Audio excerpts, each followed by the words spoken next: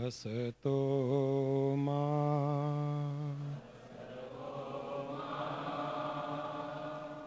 सद्गमय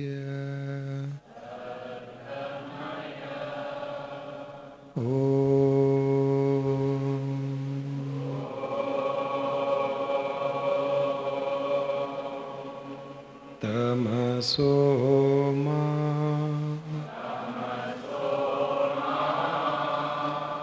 ज्योतिर्गमय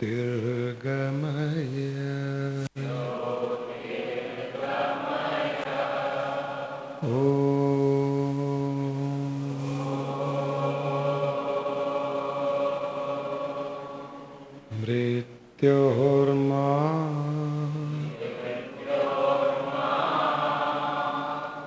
अमृतंगमय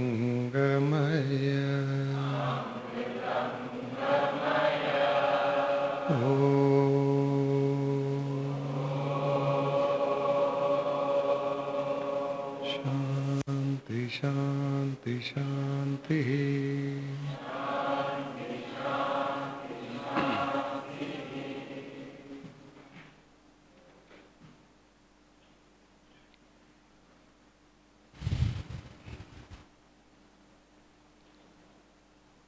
न गुरुर्धिकं तत्वं न गुरुर्धिकं तपः ज्ञानम् तस्मै श्री सद्गुरवे नमः। न गुरुर्धिकं तत्वं न गुरुर्धिकं तपः न गुरुर्धिकं ज्ञानम् तस्मै श्री सद्गुरवे नमः। कहा जाता है कि गुरु से बढ़कर और कोई तत्व नहीं होता है, गुरु तत्व से बढ़कर और कोई तत्व नहीं होता है, गुरु तप से बढ़कर और कोई तप नहीं होता, गुरु ज्ञान से बढ़कर और कोई ज्ञान नहीं होता है। क्योंकि ये एक ऐसा तत्व है, गुरु तत्व एक ऐसा तत्व है जो सही मायने में हमको जीना सिखाता है, जो हमें हमसे मिलाता है, हमारे स्वयं के स्वरूप से मिलाता है, हमें हमारी एक पहचान दिलवाता है, जो पहचान संसारिक पहचान से अलग है। संसार में तो लोग हमें इस शरीर से किसी न किसी नाम से जानते हैं, परंतु एक सही पहचान है जिसे बहुत कम व्यक्ति, जिसे बहुत कम लोग जानते हैं, वो गुरु हमें पहचान देता है।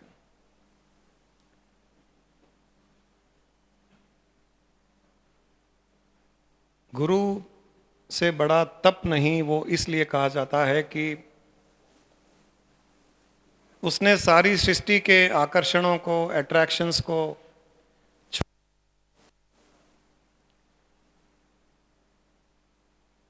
अपनी इंद्रियों का निग्रह कर शरीर को तपाया, मन को तपाया, दृष्टि एक ही लक्ष्य पर लगा करके पूर्ण आध्यात्मिक स्थिति प्राप्त की। जिस समय संसार के लोग संसारिक कार्यों में लगे हुए हैं, जिस समय लोग धन दौलत कमाने में लगे हुए हैं, जिस समय लोग अपनी इंद्रियों की संतुष्टि में जीवन बिता रहे हैं, जिस समय लोग घूम रहे हैं, फिर रहे हैं, जीवन का आनंद ले रहे हैं, मौज मस्ती कर रहे हैं, उस समय वो इस प्रकार की तप करता है, सबसे विलक्षण, सबसे अलग होकर के उन सारी चीजों को, उन सारे विषयों को जो दुनिया के सब लोग भोग रहे हैं, वो उन्हें त्याग रहा है। वो भी तो भोग सकता है। जब दुनिया के सारे लोग किसी विषय को भोग रहे हैं, वो भी तो भोग सकता है, लेकिन उसने भोगने के बनिस्पत उन विषयों को त्यागना ठीक समझा। उसने इतना तप किया, इतना त्याग किया कि उसका फल उसके चाहने वालों को मिलता है, और उसके त्याग करने के जितना उसके चाहने वालों को त्याग नहीं करना पड़ता है। उसने जितना तप किया उसका 10% तप भी उसके चाहने वालों को नहीं करना पड़ता है। तो हमें केवल उस गुरु का चाहने वाला बनना है और कुछ नहीं करना है। स्वतः ही ज्ञान, तप, ध्यान आदि हमें मिल जाता है, उस तत्व से हम जुड़ जाते हैं। केवल अपने आप को उस गुरु के चरणों में समर्पित करना पड़ता है। तो उसने जो साधना की, उसने जो तप किया, उसने जो ज्ञान प्राप्त किया, उसे जो सीक्रेट्स पता चला, उसे जो रहस्यों का पता चला, वो स्वतः ही एफर्टलेसली हमको मिल जाते हैं।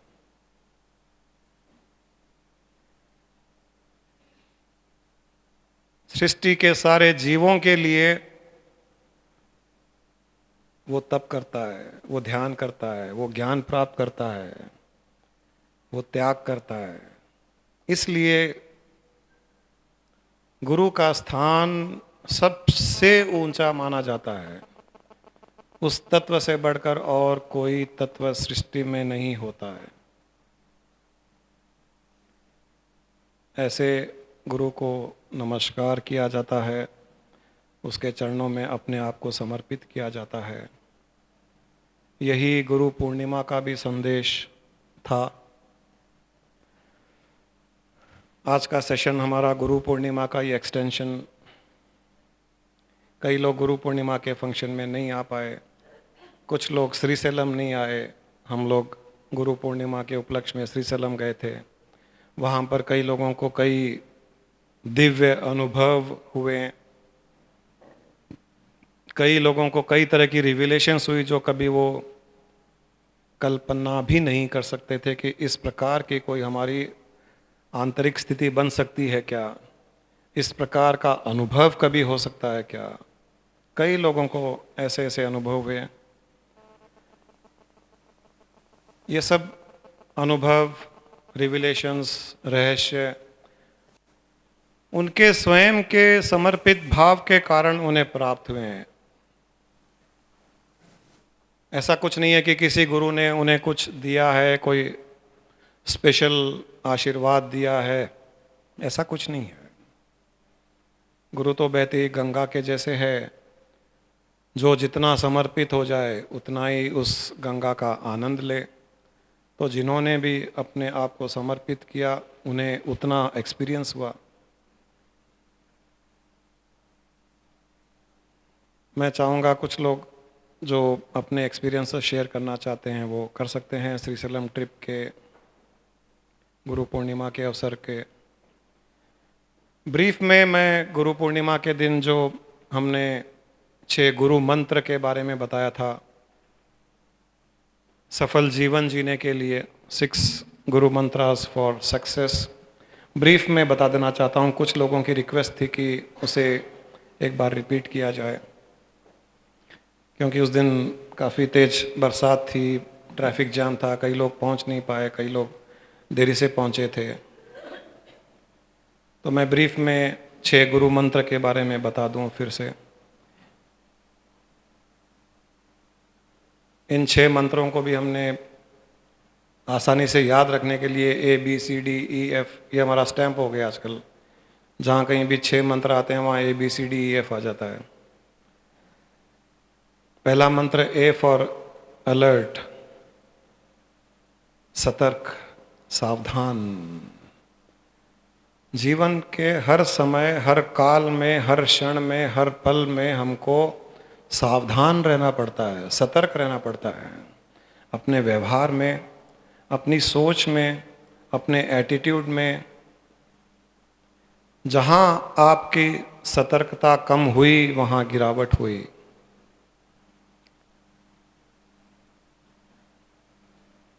अपनी सोच में सतर्कता, अपनी साधना में सतर्क रहना, आध्यात्मिक साधना में सतर्क रहना, जो आप कार्य कर रहे हो उसमें सतर्क रहना, किसी के प्रति कोई द्वेष भावना उत्पन्न हो रही है उसके लिए सतर्क रहना, कहीं हेट्रेड जेलसी डेवलप तो नहीं हो रही है, खुद के लिए नेगेटिविटी, दूसरों के लिए नेगेटिविटी तो नहीं हो रही है, एटीट्यूड में कोई है, जो हमारी अच्छी सोच थी, पॉजिटिव सोच थी, पॉजिटिव एटीट्यूड था, जो साधना कर रहे थे उसमें कहीं कोई कमी, कोई गिरावट तो नहीं आ रही है, ये सतर्क रहना चाहिए। इसके लिए जो सतर्क रहता है वो जैसे ही कोई बदलाव आता है उसके व्यवहार में, एटीट्यूड में, सोच में, वो जल्दी उससे बाहर निकल जाता है। दूसरा गुरु मंत्र था बी फॉर बिलीव, आत्मविश्वास। अपने स्वयं पर बिलीव कीजिए। किसी भी चीज की प्राप्ति हो, चाहे वो मेटलिस्टिक वर्ल्ड में, दुनिया में किसी चीज की प्राप्ति के लिए हो, या आध्यात्मिक उन्नति के लिए हो, या एनलाइटनमेंट के लिए हो, या धन दौलत, पैसा, मकान, गाड़ी, नौकरी, बिजनेस, किसी भी चीज के लिए हो, 100% बिलीफ अपने आप में होना चाहिए। बिलीफ का अर्थ ये नहीं है कि कोई ओवर कॉन्फिडेंट हो जाए। बिलीफ एक आत्मविश्वास है कि जो हो जाए उसकी प्राप्ति होगी।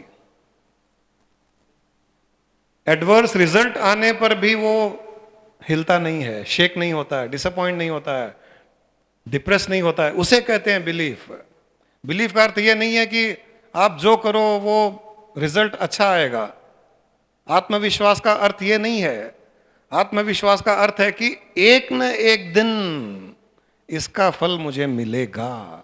जो मैं कर रहा हूं, जिस लक्ष्य की प्राप्ति के लिए मैं आगे बढ़ रहा हूं, जो गोल के लिए मैं एफर्ट डाल रहा हूं, वो एक दिन मुझे प्राप्त होगा ही होगा।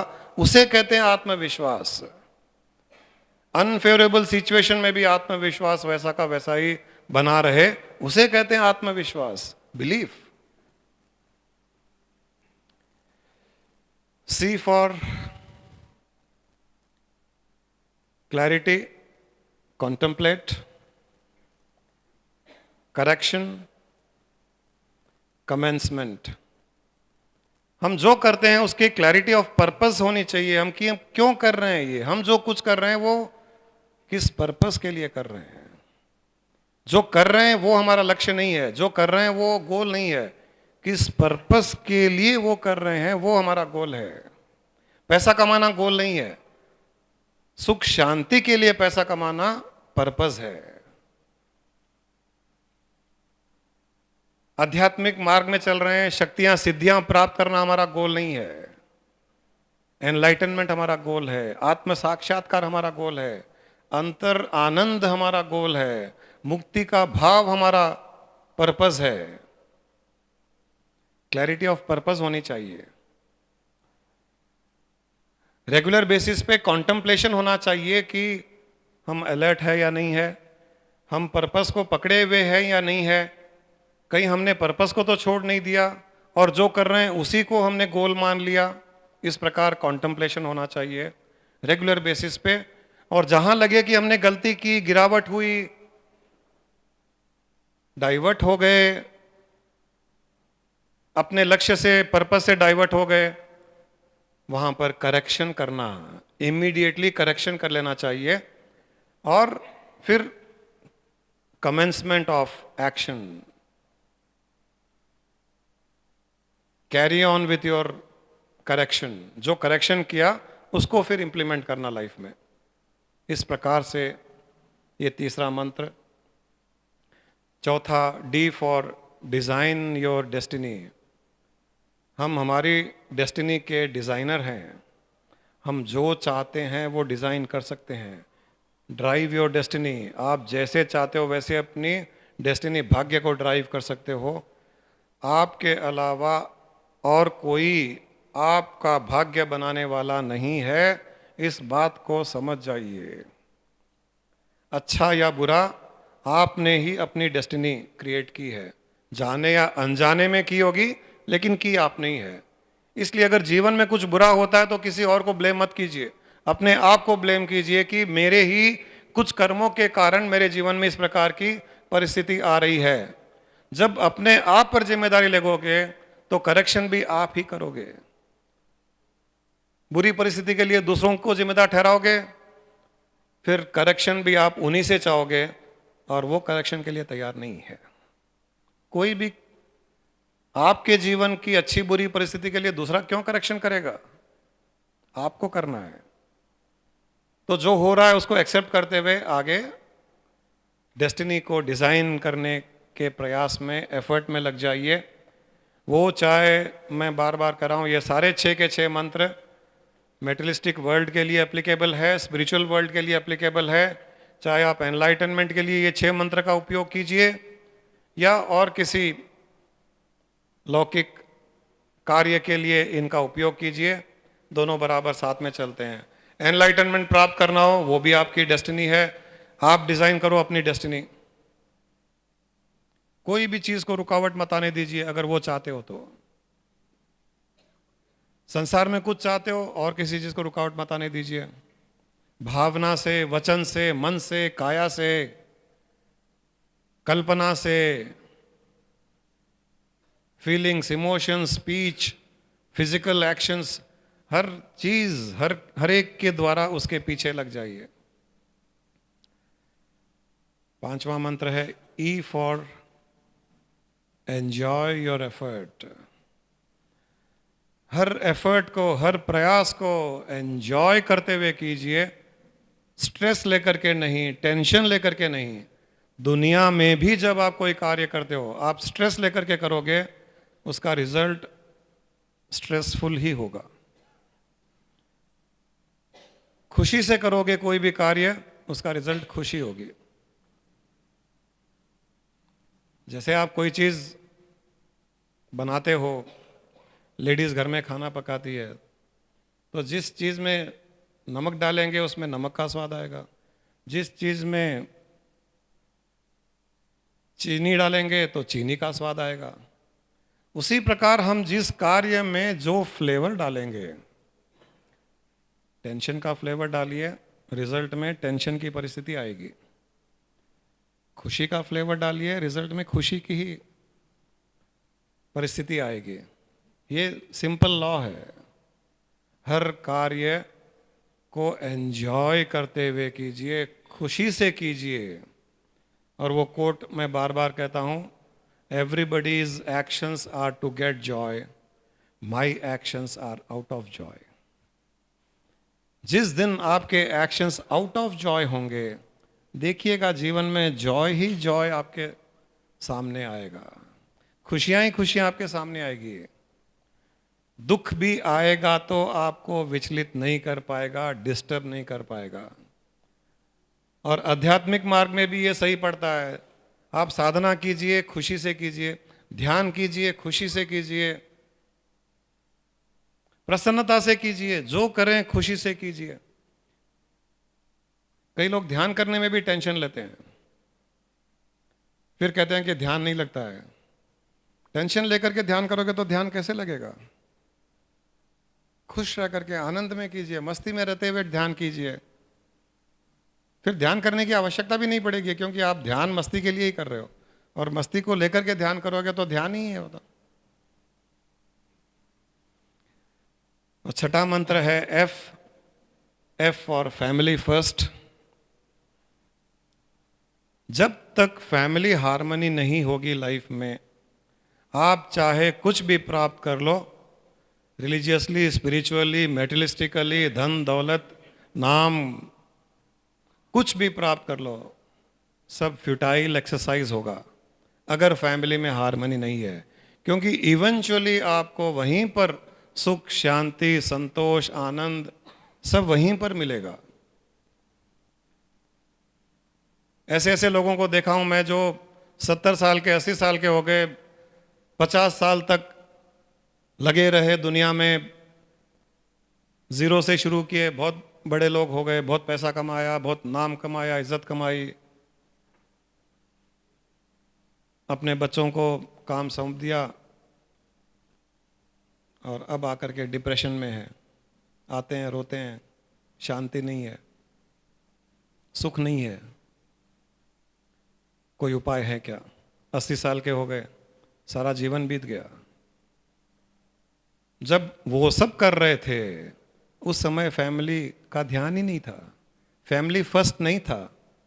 Money first, house first, name first, fame first, world first, others first, neighbour first, family last.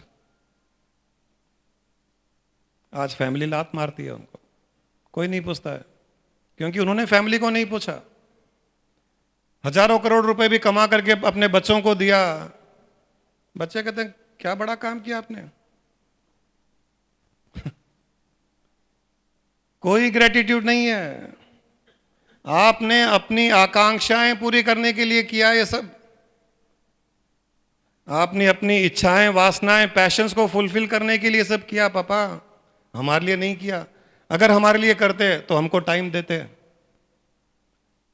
अगर हमारे लिए करते तो दूसरों से ज़्यादा हमारे साथ घूमने जाते, अगर हमारे लिए करते अपने दोस्तों के साथ हंसी मजाक करने के बदले हमारे पास बैठ करके हंसी मजाक करते आप। बच्चे हो गए 50-60 साल के, बच्चे बूढ़े होने को आ रहे हैं और बाप से कह रहे हैं कि आपने टाइम नहीं दिया।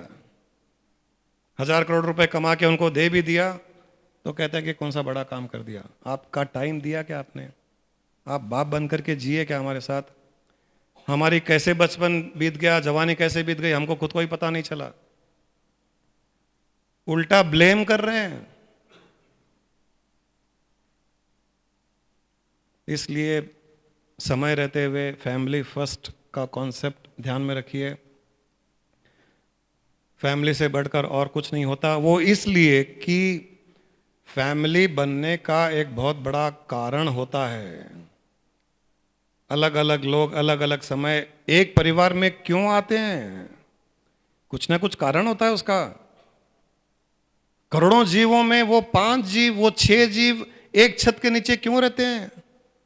कारण होता है उसका, बहुत बड़ा कारण होता है उसके पीछे। हमारे कर्मों का संबंध क्लोजेस्ट उनसे ही था, इसलिए वो क्लोजेस्ट रिलेशनशिप बन करके आए। माँ बाप, बच्चे, भाई बहन, हस्बैंड वाइफ, इतने क्लोज और कोई नहीं होता है। तो कर्मों का जितना क्लोज रिलेशनशिप होगा उतना ही क्लोज दुनिया में, संसार में रिलेशनशिप बनेगा।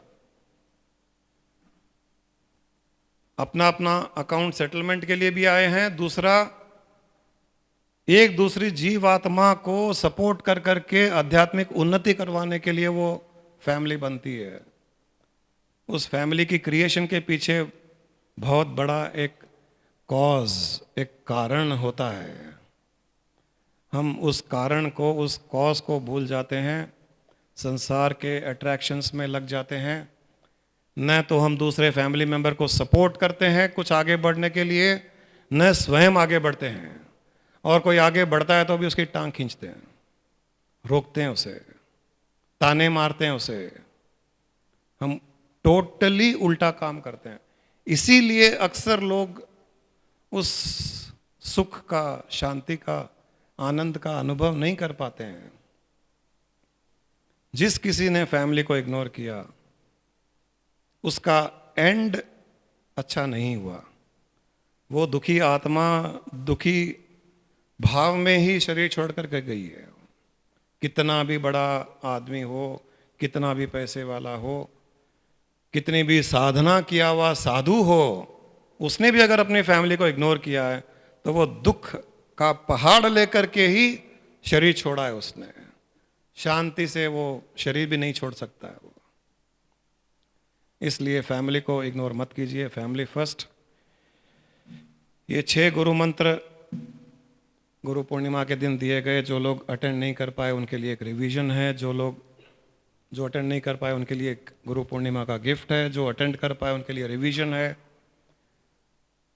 बड़े बड़े चार्ट पेपर पर अपने घर में लिख करके रख लीजिए। बार बार इन्हें ध्यान से कॉन्टम्पलेट कीजिए इनके ऊपर और लाइफ को अच्छी बनाइए। और जब इनको फॉलो करोगे तो आपको एक गिफ्ट मिलता है, बोनस, वो भी बताया था गुरु पूर्णिमा के दिन जी। हाँ, गुरुज ग्रेस गिफ्ट में मिलता है फ्री में, उसके लिए कोई मेहनत नहीं करनी पड़ती। आपको खाली इन 6 मंत्रों को फॉलो करने की मेहनत करनी पड़ती है। गुरुज ग्रेस फ्रीली अवेलेबल है, जो सबसे बढ़िया गिफ्ट होता है किसी के लिए भी। खाली गुरुज ग्रेस नहीं, गॉड्स ग्रेस, गुरुज ज्ञान, ग्रैटिट्यूड। गुरुज ग्रैटिट्यूड भी मिलता है आपको, क्योंकि जब गुरु की बात को कोई अपने जीवन में उतारता है तो वो गुरु का आभारी नहीं होता है, गुरु उसका आभारी होता है। गुरु उनको प्रणाम करता है, फिजिकली करे या न करे, ध्यान में अवश्य करता है, हर गुरु करता है। मैं तो रोज सुबह उठ करके कई लोगों को कहा हूं, रोज सुबह जितने भी लोग कनेक्टेड है सभी याद आते हैं पक्का सुबह तो। और जो इन बातों को लेकर के आगे बढ़ रहे हैं उनको प्रणाम करके इतनी खुशी मुझे प्राप्त होती है किसका कोई शुमार नहीं।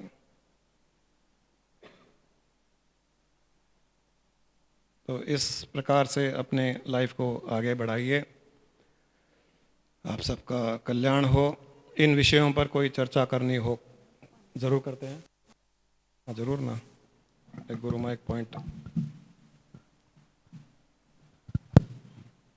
ये जो फैमिली फर्स्ट बोले हैं अभी Guruji, when I married and came to this new house, my first aim was कि सबका ध्यान रखना, उनका टाइमिंग्स, उनका खाना पीना, उनको ही सर्व करना। And now I see, because I was totally dedicated to this point that family only matters for me, I have got my spiritual enlightenment because of that I feel.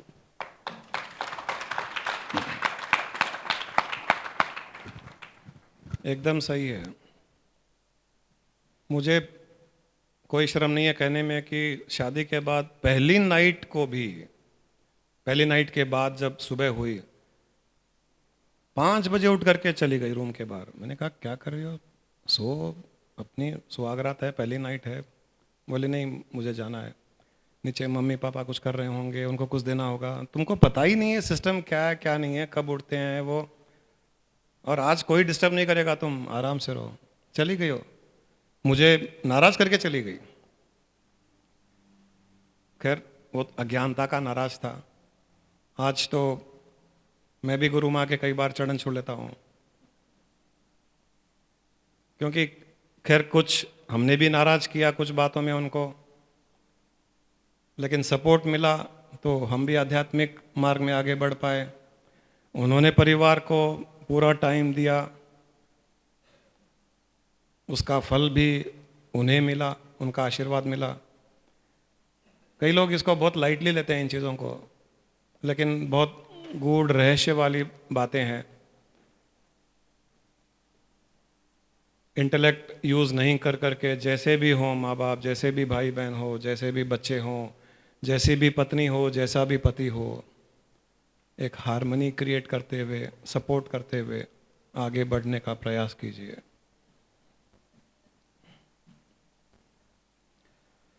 आप लोगों में से कोई अपने एक्सपीरियंस शेयर करना चाहता है श्रीशैलम के ट्रिप के, गुरु पूर्णिमा के, या कोई किसी प्रकार का ग्रेटिट्यूड या कुछ भी कोई स्पेशल हो तो गुरु।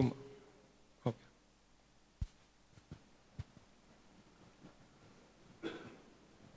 प्रणाम गुरुजी। श्रीशैलम जाके आने के बाद वर्तमान में जीने का भाव ज़्यादा बढ़ गया और वो टेक्निक मुझे समझ में आ गई। और कभी कभार ज़्यादा करके अक्सर लोग भूतकाल में या भविष्य में रहते हैं, वर्तमान में कम रहते हैं। तो वर्तमान में जीने का टेक्निक जब अपन जान लेते हैं तो उससे बढ़ के आनंद नहीं मिलता। और दूसरा एक छोटा सा सवाल है। गीता कहती है वीत राग भय क्रोध। वीत राग यानी अटैचमेंट, लगाव। ये बहुत ये स्वीट पॉइजन है, मीठा जहर। प्रेम हो सकता है, आपस में प्रेम हो सकता है, लेकिन लगाव नहीं, अटैचमेंट नहीं। अटैचमेंट अंत में दुख प्राप्त करता है, प्राप्त हो सकती है अटैचमेंट। क्यों बोल रहा हूँ बोले तो 25 जुलाई 2012 एक साल हो गए। इसी दिन पिछले साल मेरी बीवी का इंतकाल हो गया कैंसर के वजह से। आज 1 साल बराबर हो गए। हम आपस में प्रेम करते थे लेकिन लगाव नहीं था।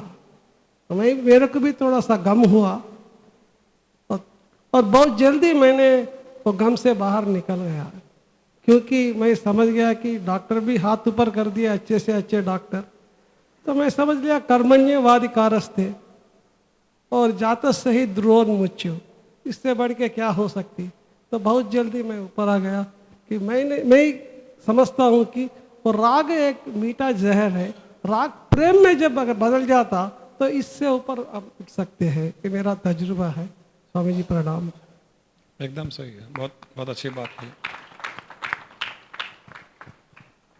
सभी को प्रेम करना, मोह नहीं, राग नहीं, क्योंकि राग करेंगे तो द्वेष उत्पन्न होगा, मोह करेंगे तो कर्मों के जाल में फंसोगे, उससे कुछ चाहोगे, एक्सपेक्टेशन बढ़ेगी। प्रेम उसे कहते हैं जहां पर दिया जाता है, वापस लेने की आशा नहीं की जाती है, उसे प्रेम कहते हैं। केवल देना ही देना प्रेम है, देने के बदले लेना मोह का व्यापार है। तो हर जीव के साथ में, कोई भी हो, परिवार का सदस्य हो और कोई हो, प्रेम कीजिए उनसे। रिटर्न में कुछ एक्सपेक्टेशन मत कीजिए। वो व्यापार कम से कम परिवार में तो मत कीजिए। बहुत अच्छी बात कही। और कोई? रवि?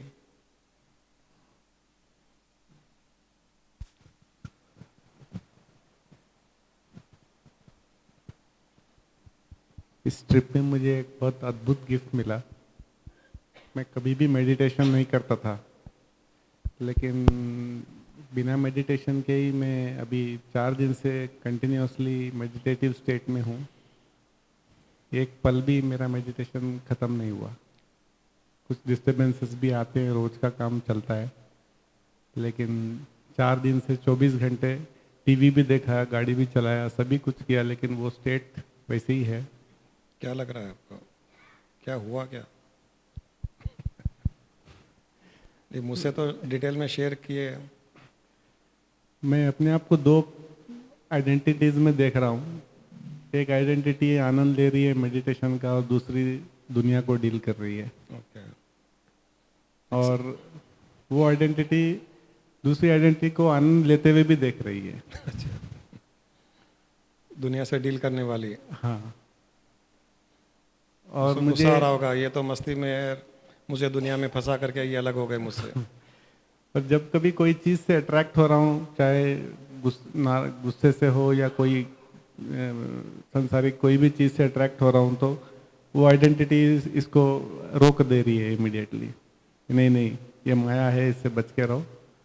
और इमिडिएटली मैं वापस अपने स्टेट में आ जा रहा हूँ। तो 4 दिन से मैं अभी तक ऐसा फील कर रहा था कि शायद 1 आध दिन में ये फीलिंग मेरी चली जाएगी, तो मैं गुरुजी को अभी तक बोला नहीं था।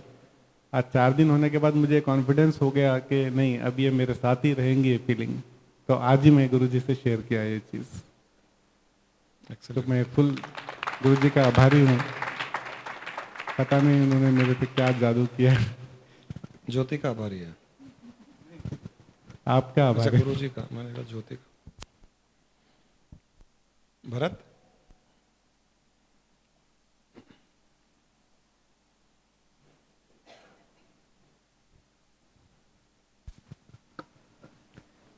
सर जी, जो पहली सीन टाइगर रिवर्स में आपके साथ देखा, वो जितना मैं बोलूँ उतना कम है।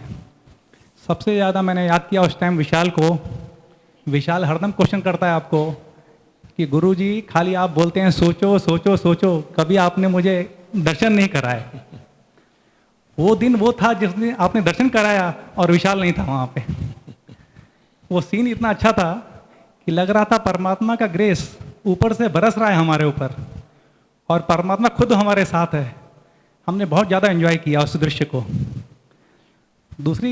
मेरे को दूसरी याद आई, मेरे शादी हो गए 23 साल हो रहे हैं। जब फर्स्ट टाइम ससुराल गया तो मेरी वाइफ मेरे को, ये मेरा स्कूल था, यहाँ हम लोग गेम खेलते थे, ये मेरी टीचर थी, ये मेरी सहेली थी, बहुत खुश हो रही थी बता बता के। उसके दिल में उत्साह था बहुत बताने का, और उसके चेहरा देख के खुशी हो रही थी। ये सेम महसूस मैंने किया आपको देख के। आपने भी इतना ज्ञान बांटा कि यहाँ मैं मेडिटेशन करता रहा, यहाँ मैं मुरकुल खाता रहा, यहाँ मैं कॉफ़ी पीता रहा। वो सीन इतना अच्छा लगा कि आप दौलत बांट रहे थे और हम भर नहीं पा रहे थे। इतना अच्छा सीन था वो। तीसरे दिन मैंने 49 ईयर्स में आज तक कभी गुरु पूर्णिमा नहीं मनाई। वो पहली बार जब मैंने गुरु पूर्णिमा मनाई, आंखों में आंसू आ गए। बहुत अच्छा सीन था, काफ़ी करीब महसूस किया आपके मैंने। बहुत ही वो ना भूलने वाला सीन था, वो आंखों से जा नहीं रहा है। आज तक उसको एंजॉय कर रहा हूँ मैं सीन को। एक्सीलेंट। तो ये ट्रिप बिल्कुल मतलब जिंदगी भर आंखों के सामने है मेरे। भूलने वाला दृश्य नहीं है। कई ढक्कन, कई गांठें खुल जी गई। हाँ, बिल्कुल। जो शंकाएं थी, समाधान पूरा मिल गया उसका मेरे को। एक्सीलेंट।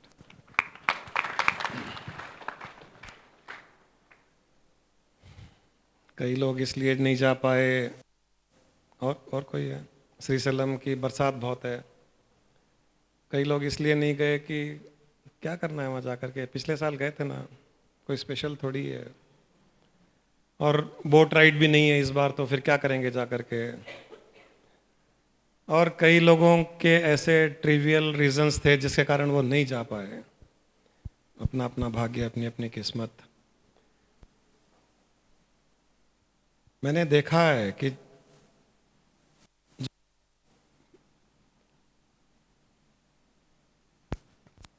इस प्रकार के मौकों को छोटे छोटे कारण के कारण नहीं छोड़ता, या बड़े कारण के कारण भी नहीं छोड़ता है, और बाकी सब चीज़ों को वो इनसिग्निफिकेंटली देखता है।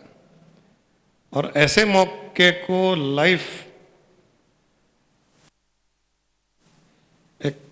एक जीवन का एक मौका, एक चांस, एक लाइफ अपॉर्चुनिटी देखता है। उसको तो जरूर कुछ न कुछ मिलेगा।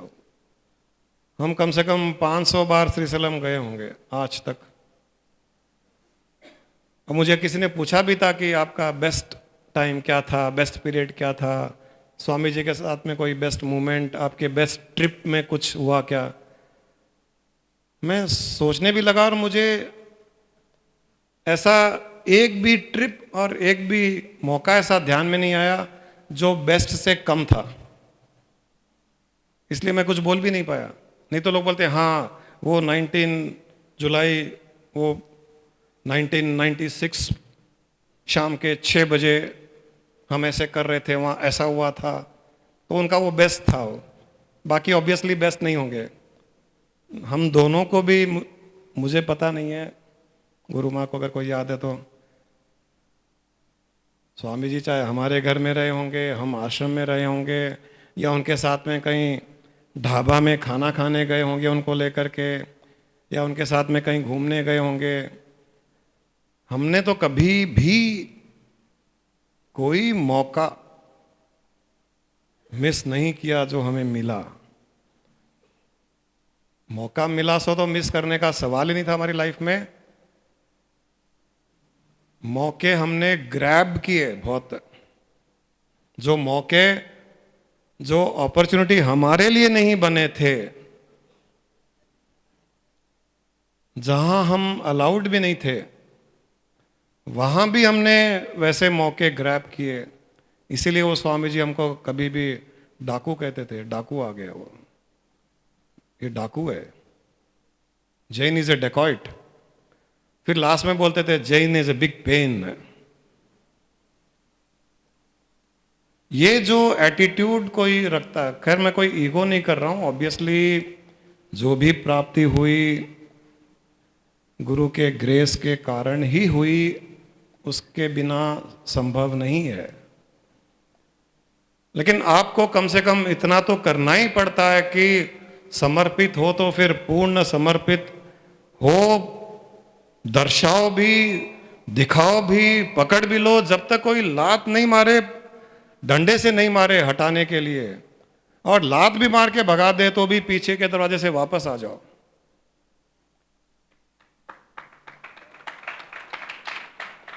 उसका भी गम न करो। हमारे आश्रम में हमने देखा था कैसे कई लोगों को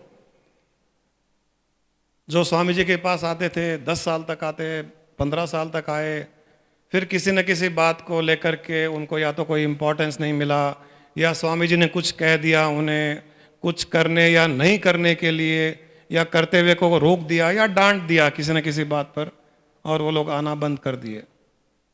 ऐसे कई लोगों को हम जानते हैं।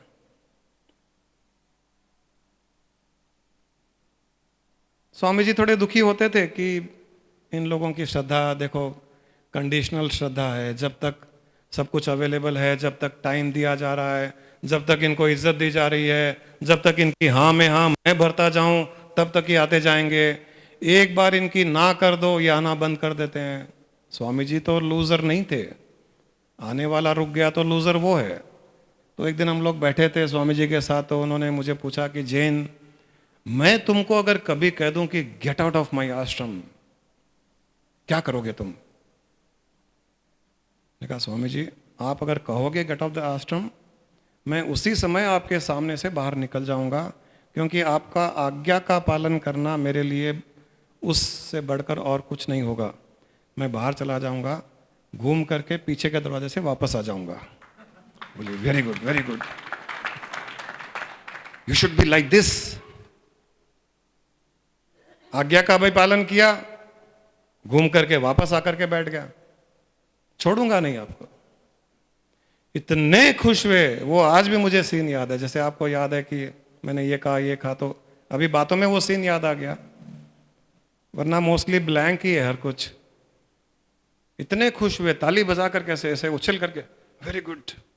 एक गुरु ऐसे शिष्य को चाहता है।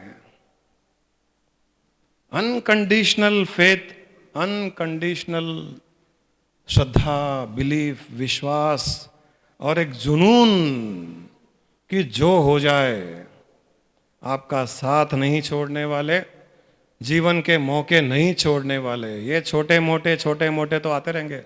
हमारे पास भी कई बार होते थे रुकावट डालने के लिए। बच्चों के एग्ज़ाम है, तो कभी माँ बाप की तबीयत कोई ठीक नहीं है, तो कभी गाड़ी नहीं है, तो कभी पैसे ही नहीं है, तो कभी कोई रिलेटिव आने वाला है, तो कभी जुकाम लगी हुई है, तो कभी कुछ, जो सबके होता है। और जब हम जाते थे तो 2-4 लोगों को पूछते भी थे, हमारे जो गुरु भाई होते थे उनको पूछते थे हम लोग कि तुम लोग चलोगे? हम दोनों जा रहे हैं। हमारे तो कई बार, कम से कम 100-200 बार ऐसा हुआ होगा, सुबह 5-6 बजे उठे, थोड़ा देर ध्यान व्यान किया, चाय कॉफ़ी पी, फिर ऐसे ही मैंने गुरु माँ को पूछा चले क्या सलाम? बोली चलो। 15 मिनट में 2-4 कपड़े डाले, गाड़ी में ड्राइव किया, निकल गए। उन दिनों में 5, 5.5, 6 घंटे लगते थे, रोड्स बहुत खराब हुआ करती थी। कई बार ऐसे बिना ड्राइवर, कोई ड्राइवर तो था ही नहीं उस टाइम, अपने ड्राइव करके चले गए। जुनून था एक। हम 2-4 लोगों को फ़ोन करते थे, नहीं not today, it is difficult, I have some work. क्या काम है? बैंक में चेक डिपॉजिट करना है। दूसरे को पूछते हैं आप चलोगे? नहीं, मेरे लड़के का वीकली टेस्ट है। अरे वीकली टेस्ट क्या, ईयरली एग्ज़ाम में फेल हो जाएगा तो भी क्या होगा, ये तो मौका नहीं लूज करोगे। हजारों तरह के लोगों के रीजंस, बहाने। तो आज हैं, फॉलोअर्स हैं अच्छे,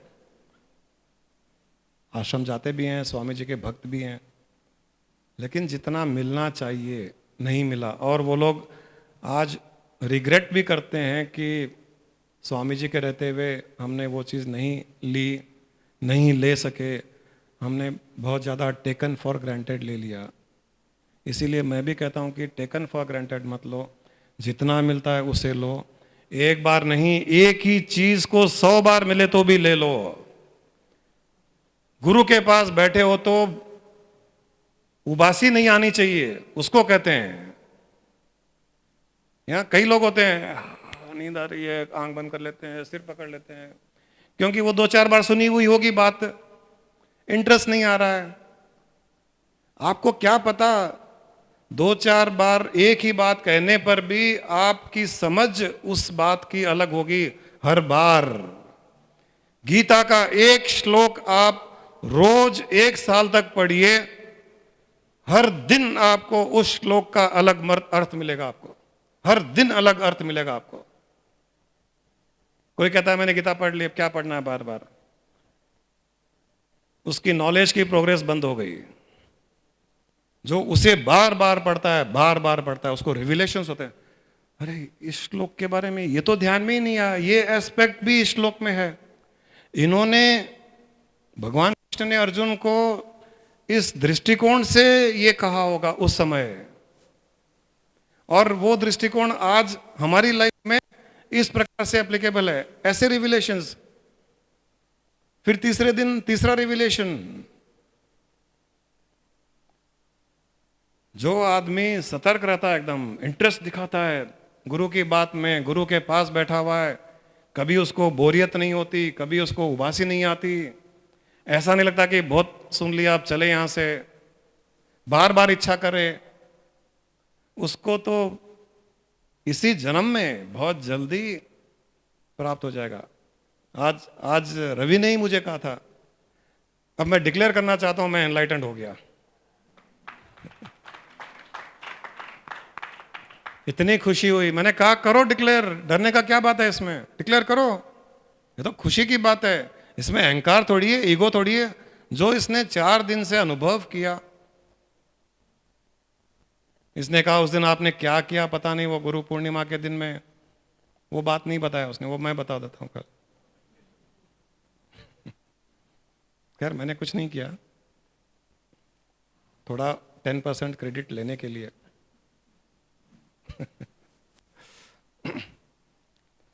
लेकिन जो भी हुआ उस दिन से, वो तभी से करा है, क्या किया आपने पता नहीं, ऐसे लग रहा है खिड़की खुल गई, ठंडी ठंडी हवा आ रही है आज्ञा चक्र से। मुझे तो भारतीय विद्या भवन में एक आदमी जो पहली बार मिला हूं मैं, तो वो प्रोग्राम के बाद में आया, दर्शन करके बोलता है कि आपने तो मेरा एयर कंडीशनर ऑन कर दिया है। अच्छा आपने बोला? आपका नाम? सॉरी क्या बोला आपने? अरविंद नारायणन। एक्सेलेंट। क्या आपको क्या फील हुआ थोड़ा?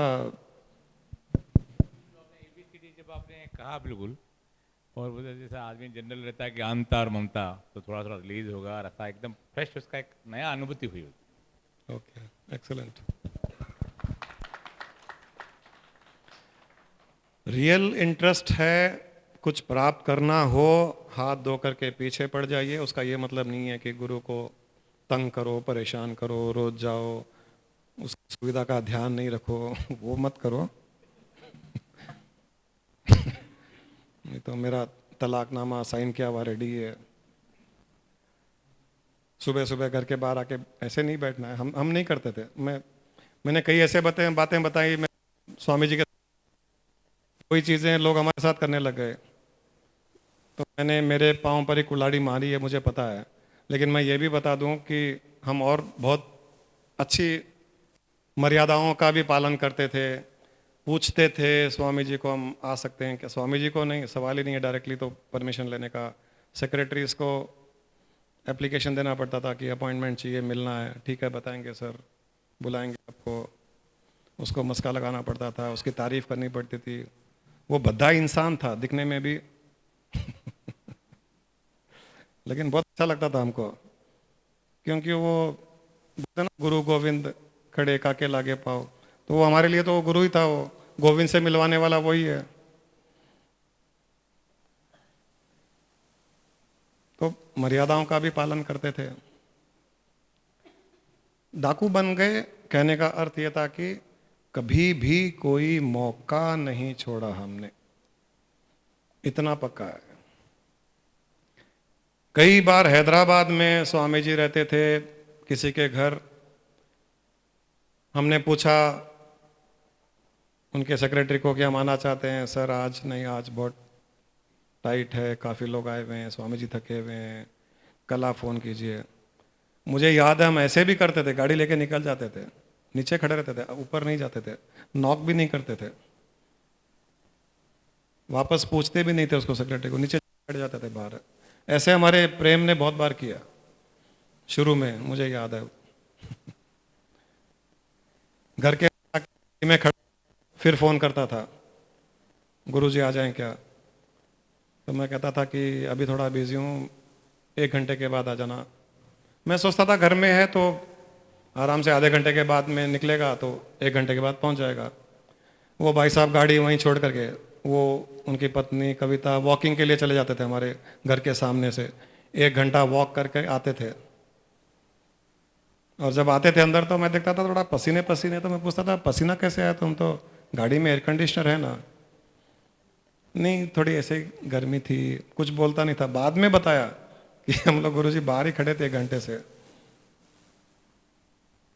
वो जुनून था एक, और उस जुनून का मुझे लगता है कि बहुत उसका बेनिफिट, उसका फायदा,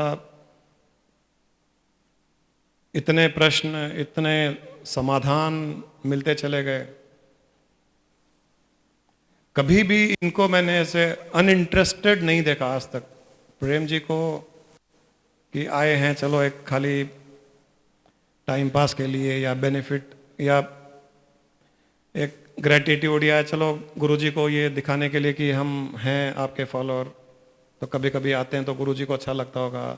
ऐसे नहीं है, कभी भी अनइंटरेस्टेड कभी नहीं दिखे, एकदम इंटरेस्ट रहते था। और प्रश्नों की तो झड़ी और लड़ी, वो दिवाली में वो ये लोग सब, खासकर अग्रवाल्स, तो वो 10,000 की लड़ी तो कोई 50,000 की लड़ी तो कोई 1 लाख की लड़ी, वैसे ही इनकी लड़ी होती थी वो।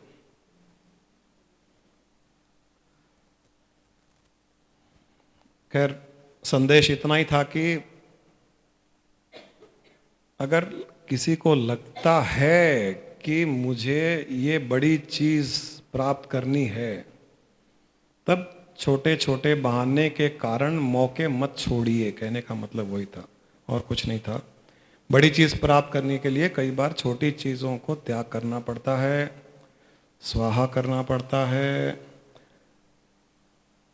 उनसे छुटकारा भी पाना पड़ता है, उनसे दूर जाना पड़ता है, अपने आप को रोकना पड़ता है, इंद्रियों का संयम करना पड़ता है, फायदे को नुकसान में बदलना पड़ सकता है, कई चीज़ें हो सकती है।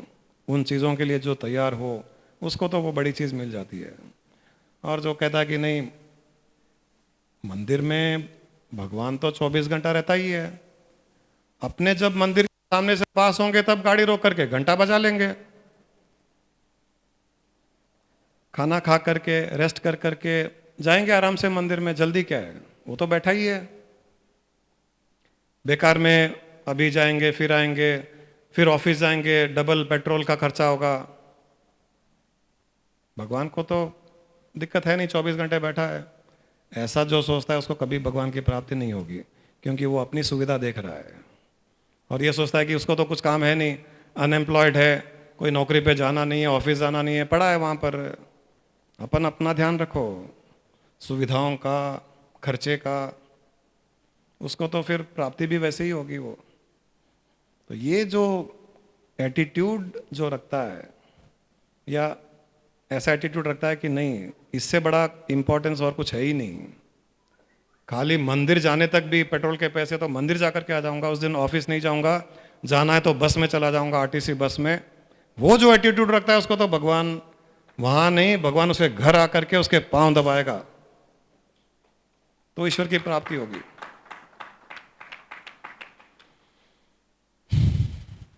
यस नेहा, एक सेकंड।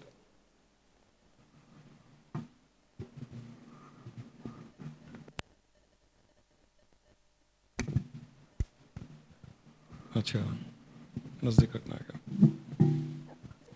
आप जैसे बोल रहे थे कि कोई भी चीज़ की जुनून होती है तो you should overcome the small things, you know, that are obstacles. For example आप बोल रहे थे जैसे अगर आपको मन हुआ तो आप आंटी के साथ, you know, you would just go to Srisailam. What if घर में there are objections? If she is going, who will take care of the house? खाना कौन बनाएगा? हस्बैंड को कौन देखेगा, बच्चों को कौन देखेगा, they are upset with you, they don't like it. They don't understand what your journey is towards. Should we disappoint them and continue with it?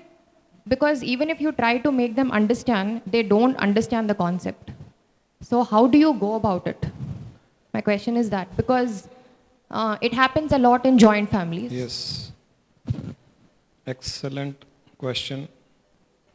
Excellent question. Because I also wanted to clarify this point.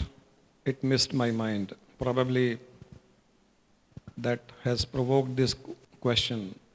And following that, one more thing, as you are talking about family, आजकल in many families separation is happening, you know, because the concept is कि अलग रहेंगे तो प्यार रहेगा, हमको जो करना है हम कर सकेंगे, at the same time there is love and affection.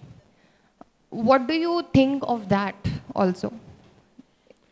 Okay, first point जो आपने कहा कि आपको जाना हो, आप चले गए, पीछे will they B disappointment in the parents with the children, वो लोग नाराज़ होंगे क्या, और वो लोग आपकी कन्वीनियंस के लिए, आपके जुनून के लिए, अपने लिए इनकन्वीनियंस क्यों पैदा करेंगे।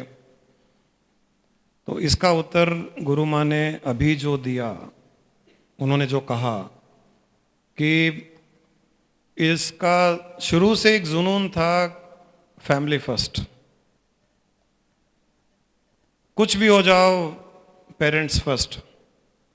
ये मैं बात कर रहा हूं जब हम स्पिरिचुअल टर्न नहीं हुए थे, तब से हमको मूवी भी जाना है, और अगर उस समय मेरी मम्मी या मेरे पापा कह दें कि हम लोगों को कहीं जाना है, तो हमारी मूवी की टिकट्स भी आई भी, मैं कहता था कि उनको जाने दो और अपने भी चलते हैं, नहीं हम नहीं जाएंगे, उनको जाने दो, हम बाद में चलेंगे।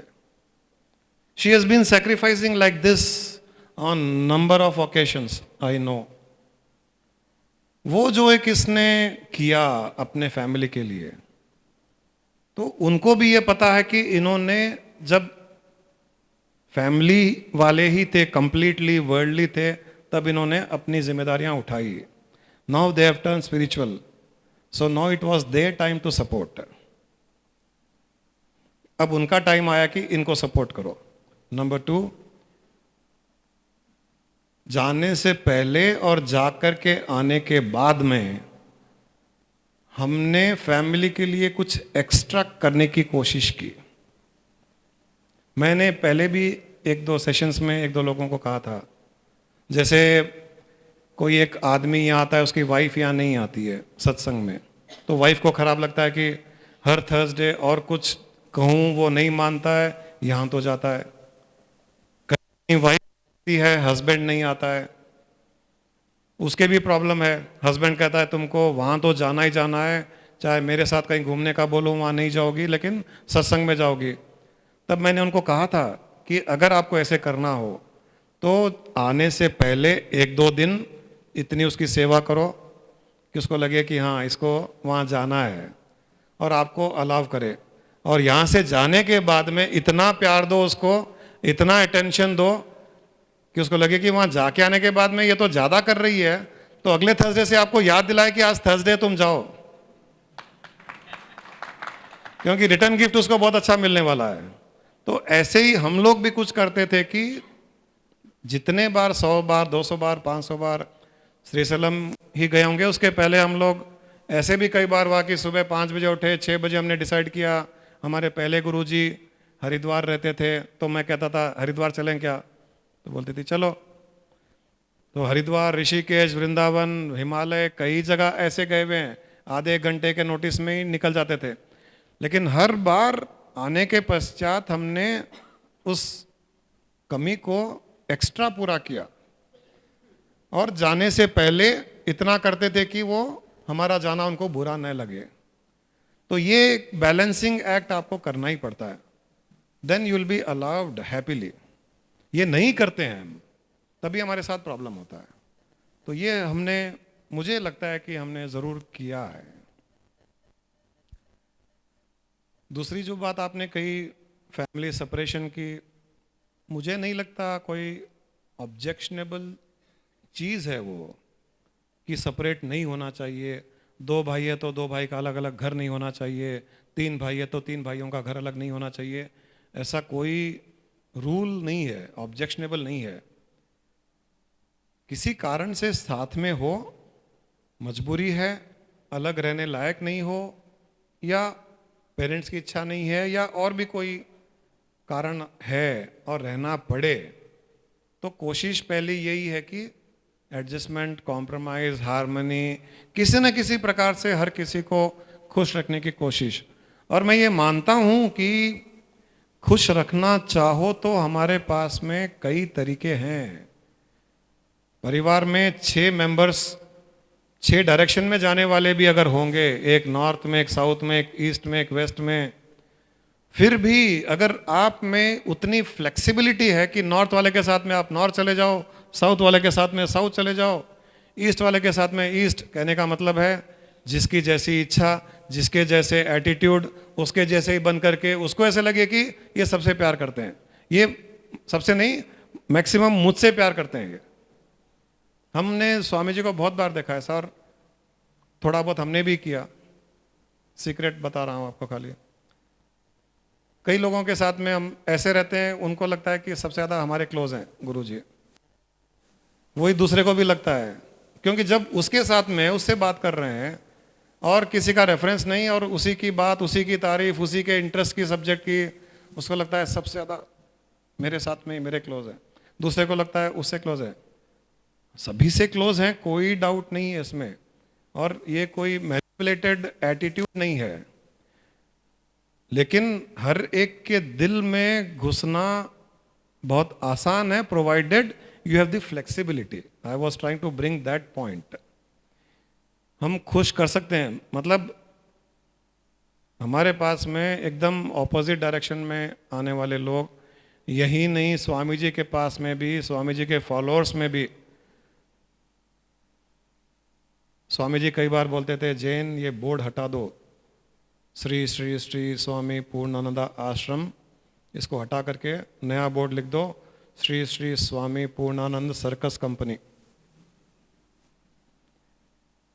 पूरे के पूरे फॉलोअर सर्कस के कैरेक्टर्स थे, आपस में नहीं बनती थी उनकी, एक दूसरे को पसंद नहीं करते थे फॉलोअर्स में।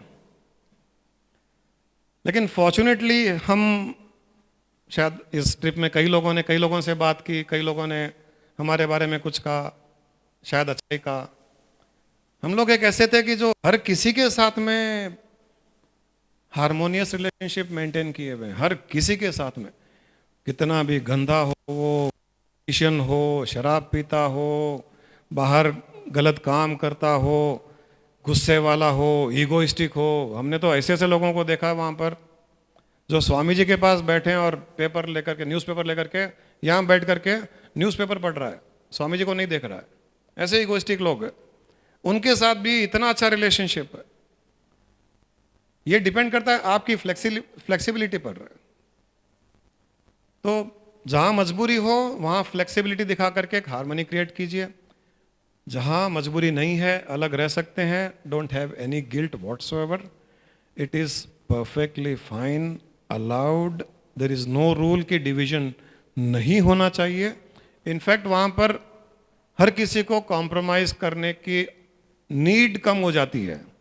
सो at least to that extent you are freed. तो इनफैक्ट मैं तो ये बिलीव ही करता हूं कि जितने बच्चे हो उतने घर हो, कोई प्रॉब्लम नहीं, जब तक आप उसको मेंटेन कर सकते हो कोई प्रॉब्लम नहीं है उसमें।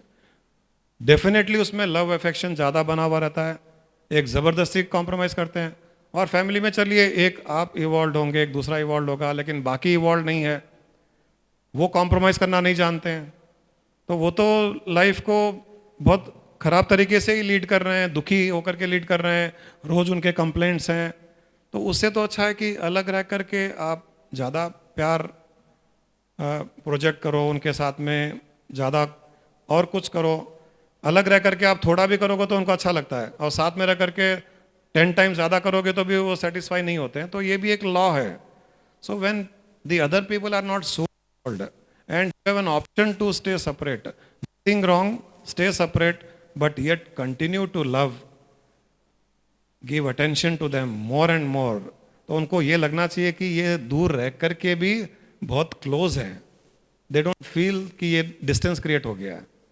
वो करोगे तो कोई प्रॉब्लम नहीं है उसमें. हाँ मनीष.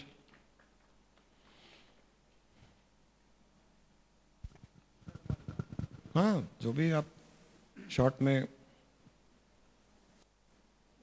आपको बताया था बट तो उस दिन गुरु पूर्णिमा वाले दिन सुबह 6 बजे जब चेकआउट करके होटल से आश्रम की ओर जा रहे थे तब ऐसे ही मन में एक थॉट आया कि आज स्वामी जी को कुछ बताना है, उनसे कुछ मांगना है.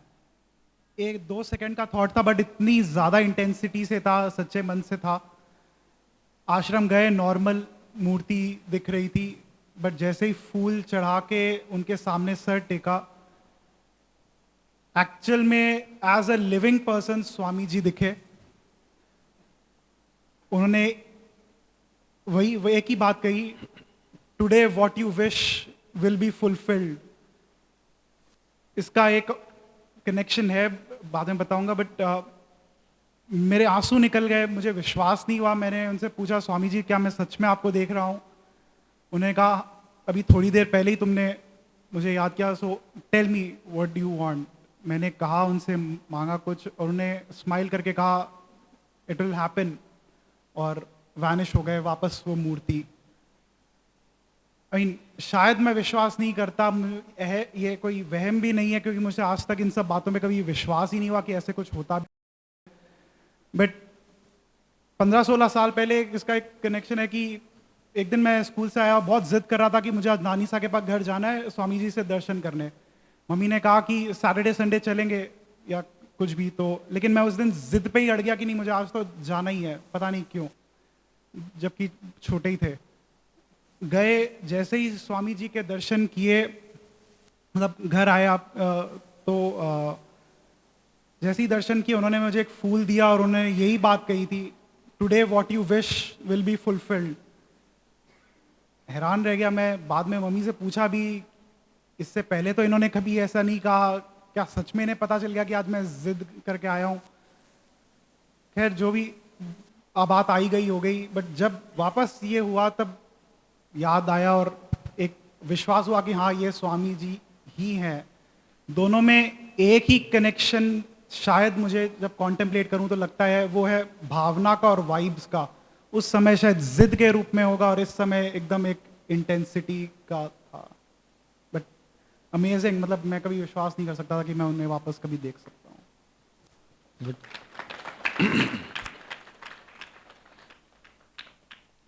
मैं खाली इतना ही ऐड करना चाहूँगा इसमें कि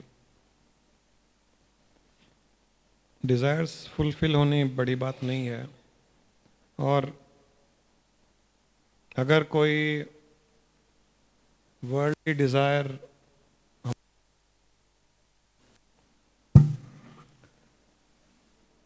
और वो फुलफिल हो भी जाए तो भी हो सकता है कि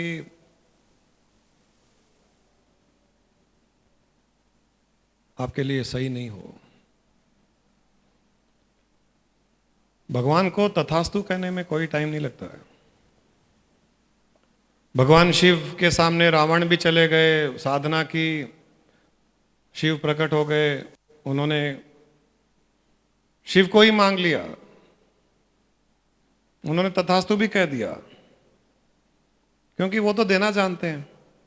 स्वामी जी के जैसे सिद्ध पुरुष भी देना जानते हैं और वो तथास्तु बुलवा करके उसने अपने विनाश का कारण बनाया उसी चीज को, उस चीज को मांग करके. तो कई बार ऐसा भी हो जाता है हमें, जहां इस प्रकार के जो स्वामी जी जैसे सिद्ध पुरुष एनलाइटेंड बीइंग होते हैं, वहां पर वर्ल्डली डिजायर करनी नहीं चाहिए. वर्ल्डली डिजायर वर्ल्ड में पूरी करने के 100 तरीके हैं. पूरी हो जाए तो ठीक, नहीं हो तो ठीक.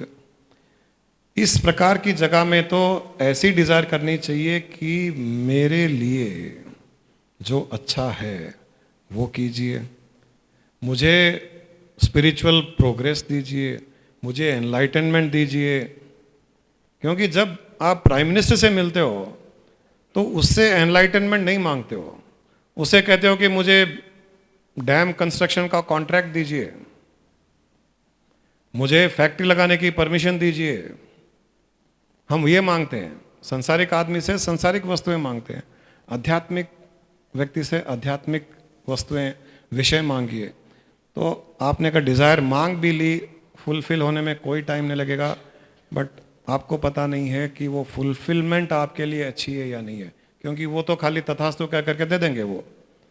तो डिज़ायर हमारा माइंड मांगता है, तो और माइंड को पता नहीं है कि ये चीज़ मेरे लिए अच्छी है या नहीं है। इसलिए मांगना हो तो ये मांगिए कि मेरे लिए जो अच्छा है वो कीजिए। जो मेरी डिज़ायर है फुलफिल नहीं होने में अगर मेरा अच्छा है, प्लीज़ फुलफिल मत कीजिए। इतनी हिम्मत के साथ में मांगिए सिद्ध पुरुष से, तब आपका कल्याण होगा।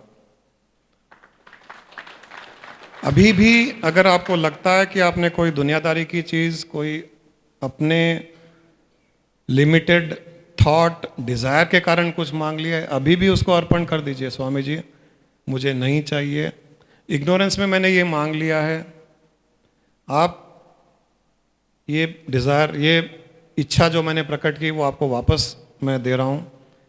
मेरे लिए जो अच्छा है वो कीजिए। मेरी लाइफ में जो सुख शांति जिस तरह से मुझे मिल सके, जिस तरह से मैं स्पिरिचुअली प्रोग्रेस कर सकूं, जिस तरह से मैं आप बन सकूं, वो मुझे दीजिए। उससे बड़ी और क्या चाहिए।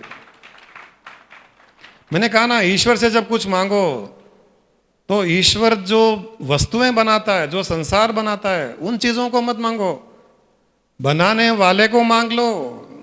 मुझे आप चाहिए, वो भी किस कॉस्ट पे, मेरे पास जो है वो सब ले लीजिए, लेकिन आप चाहिए मुझे। जो हमने किया था, मैं बिजनेस में था, बिजनेस में रहते हुए स्पिरिचुअल साधना करनी शुरू की। बहुत बड़ा बिजनेस था, उस टाइम में पीक पे था, तुमको पता ही है, बहुत हाई प्रोफाइल था, सब कुछ अच्छा चल रहा था, कोई प्रॉब्लम कुछ नहीं थी।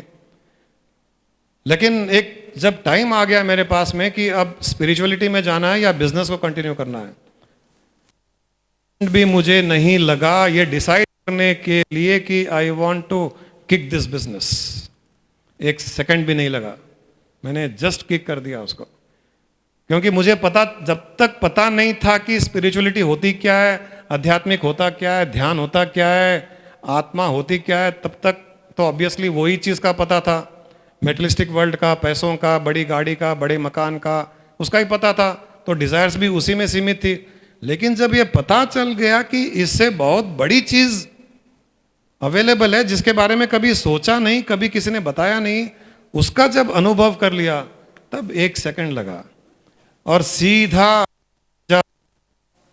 एक राजा रंक बन गया। मैं इतना बड़ा आदमी था, फुटपाथ पर आ गया। वो उसके भी पीछे कई कहानियां हैं फुटपाथ पर आने की। क्योंकि जब जुनून हो गया तो मैंने फैक्ट्री कंपनी किसी को दे दी, ऐसे ही दे दी। इतना दिमाग था, इंटेलेक्ट था, सब था, लेकिन कोई अग्रीमेंट नहीं, कोई सेफ्टी नहीं की अपनी, दे दी ऐसे ही। मैंने कहा चलाओ अब, और घर में बैठना शुरू कर दिया, ध्यान करना शुरू कर दिया, दिन में 10-10 घंटे, 12 घंटे। और 6 महीने के बाद में जिन्होंने ली वो आकर के वापस चाबी दे दिए, बोले हमसे नहीं चलती है कंपनी, आप रखिए। वापस गले में आ गई। जाकर के देखा कंपनी, तो 6 महीने में 20 करोड़ का घोटाला कर दिया उन्होंने। जो शायद हमारी संपत्ति थी, जो हमें मिलता था, वो जीरो।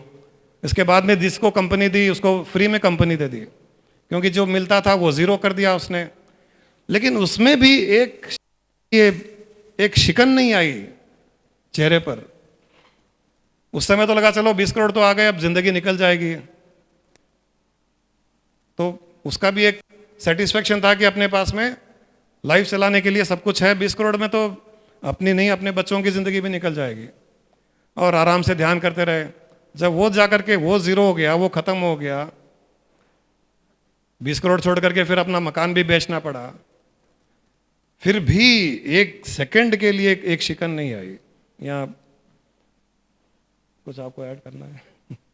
गुरु माँ बैठी है, हमारे पेरेंट्स हैं, हम लोग दूसरी मिट्टी के बने हुए, फिर भी हमने किसी को फ्री में दे दी कंपनी, बोले आप चलाओ, हमको कुछ नहीं चाहिए, आप सारी जिम्मेदारी कंपनी के ले लीजिए, मुझे फ्री कर दीजिए।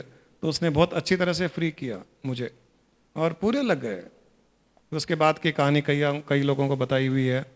खैर, मैं इतना ही कहना चाहता था कि अगर लगता है कि ये कोई बड़ी चीज़ है, तब छोटी छोटी चीज़ों को त्याग दीजिए, छोड़ते जाइए, उनकी इच्छाएं मत कीजिए, वो अपने आप पूरी हो जाएगी। अभी नहीं, 10 साल के बाद हो जाएगी, 20 साल के बाद हो जाएगी। हम तो यहाँ तक तैयार थे कि हैदराबाद में नहीं रह सके तो नहीं रहेंगे। श्रीशैलम में स्वामी जी ने, गुरु जी ने आश्रम बनाया है, किचन चलता है वहाँ पर, फ्री में खाना मिलता है, आज भी मिलता है सबको फ्री में। तो स्वामी जी को पूछा हुआ था, बोले तुमको कभी भी आना है, आ जाना यहाँ पर। कई लोग आजकल वहाँ, आजकल नहीं, स्वामी जी थे तब से ही आश्रम में रहते हैं, खाना वहाँ खाते हैं, एक पैसे का खर्चा नहीं है, तो कमाई करने की भी आवश्यकता नहीं है। हम तो उसके लिए भी तैयार थे, 2 कमरे वहाँ बना देंगे, वो भी आश्रम बना के देने को तैयार था। थोड़ा बहुत सेक्रेटरी का काम कर लेंगे आश्रम में, फ्री में 3 टाइम खाना खाएंगे, भजन करते रहो, ध्यान करते रहो, मस्ती करते रहो। वहां तक तैयार थे जो आदमी मैं ज़्यादा बोलना नहीं चाहता, सिर्फ इसलिए मैं मेरा ईगो प्रोजेक्ट नहीं कर रहा हूँ, कोई गलत नहीं समझे। मैं केवल इसलिए कर रहा हूँ कि कई लोग जो यहाँ बैठे हैं, इस समय मेरी जो परिस्थिति थी पहले, उस परिस्थिति वाले कई लोग यहाँ हैं। अच्छे बिजनेस हैं, पैसे वाले हैं, घर हैं, गाड़ियाँ हैं, 100 चीज़ें संसार में, नाम सम्मान सब कुछ है जो मैं था पहले। मैं उनको एक संदेश के रूप में देना चाह रहा हूँ कि छोटी मोटी बातों में, छोटी मोटी चीज़ों में, छोटे मोटे लॉसेस में या बड़े लॉसेस में भी, बड़ी बातों में भी कोई परवाह मत करो। अगर बड़ी चीज़ चाहिए तो इससे बड़ी चीज़ अवेलेबल है, अगर वो चाहिए तो। नहीं चाहिए कोई प्रॉब्लम नहीं है, उसको जल्दबाजी करने की भी ज़रूरत नहीं है, मैं वो भी कहना चाहता हूँ। मेरे तो उस टाइम एक ऐसा जुनून चढ़ गया था, मैंने किया। मुझे कई लोग पूछते हैं आपने छोड़ा कैसे बिजनेस? मैंने कहा मैं छोड़ता तो नहीं छोड़ पाता, मैं छोड़ा नहीं, छूट गया। छूटता है तो ही वो हाथ से छूटता है, छोड़ने पर नहीं छूट सकता है।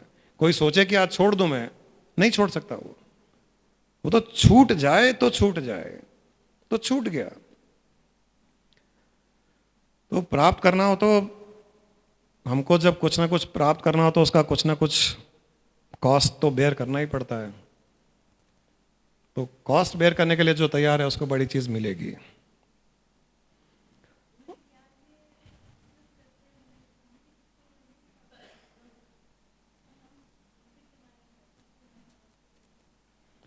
बिजनेस करते हुए, सब कुछ करते हुए भी प्राप्त हो सकता है। गुरु माँ है, फैमिली वाली हैं, बच्चे हैं, सास ससुर हैं, घर चलाती है, घर में खाना बनाती थी। एक टाइम में तो ऐसा भी था कि नौकर चाकर भी कम थे, कुक्स भी नहीं थे, खुद खाना बनाते थे, फिर भी इवॉल्व हुए। घर की जिम्मेदारी मेरी थी, छोड़ने पर भी मेरी थी। मैंने माँ बाप को बोला था कि आपको चिंता करने की ज़रूरत नहीं है, आपके सुख सुविधा का इंतज़ाम मैं करूँगा, मुझे नौकरी भी करनी पड़े मैं करूँगा। मुझे पूछते थे कि हमारा क्या होगा, ओल्ड एज में क्या होगा हमारा। मैंने कहा आपको कोई चिंता करने की ज़रूरत नहीं है, उसकी जिम्मेदारी मेरी है। और आपकी जिम्मेदारी उठाने के लिए अगर मुझे आध्यात्मिक मार्ग छोड़ना भी पड़े, मैं छोड़ दूंगा, आपको तकलीफ नहीं आने दूंगा। इतना मैंने उनको विश्वास दिलाया। उस पर फिर उन्होंने कहा कि ठीक है, फिर हमको कोई प्रॉब्लम नहीं है। और ईश्वर की कृपा, स्वामी जी की दया, चल रही है, गाड़ी अच्छी चल रही है, बहुत खुश हैं। तकलीफ होते हुए भी बहुत खुशी होती है, कभी नुकसान होते हुए भी बहुत खुशी होती है, कोई प्रॉब्लम नहीं होता है। बिजनेस करते हुए हम कुछ नहीं कर सकते, ये हमारी एक सोच होती है। परिवार में रहते हुए हम नहीं कर पाएंगे, हमारी एक सोच होती है। अटैचमेंट नहीं होना है, बिजनेस करना है, बिजनेस से अटैचमेंट नहीं होना है। क्या होगा, बिजनेस में मैक्सिमम लॉस ही तो हो सकता है। तैयार है हम हमारे भी लॉस हुआ था एक बार। तब किसी ने कहा कि कैसे लॉस भर्ती करोगे? मैंने कहा मकान है ना, बेच देंगे, छोटे फ्लैट में चले जाएंगे। और थोड़े दिन चलेगा, उसके बाद में भी नहीं चला तो वो फ्लैट बेच देंगे, श्रीशैलम चले जाएंगे। इतनी तैयारी अगर है तब तो वो प्राप्त होगा। नहीं, मकान कैसे बेचा जाए, लोग क्या बोलेंगे, समाज क्या कहेगा, तो समाज लोग की चिंता कीजिए, फिर इसको भूल जाइए। एक जगह सेक्रीफाइस पड़ेगा। संसार को सेक्रीफाइस करोगे तो आध्यात्मिक पालोगे, आध्यात्मिक सेक्रीफाइस करोगे तो संसार को पालोगे।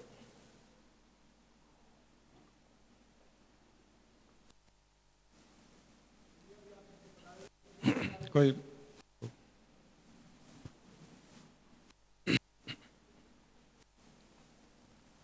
लेकिन मैं एक और बता दूं मेरी थोड़ी पावरफुल मोटिवेशनल टॉक से कोई मोमेंटली मोटिवेट होकर के कुछ छोड़-छाड़ मत देना कल सुबह जा करके ऑफिस को ताला लगा दिया, फैक्ट्री बंद कर दी मैं श्रीशैलम जाके रह जाऊंगा, तो फिर मुझे आना पड़ेगा। जैसे भगवान अर्जुन को रोके थे, अर्जुन ने कहा कि मैं युद्ध नहीं करूंगा, मैं संन्यास ले लूंगा, भीख मांग करके मैं मेरा जीवन निर्वाह कर लूंगा। तो कई लोग मुझे पूछते हैं, यही बात पूछते हैं, और वो भगवान कृष्ण से नफरत भी करते हैं इस बात को लेकर के कि भगवान कृष्ण से मैं नफरत करता हूं। मैंने कहा क्यों?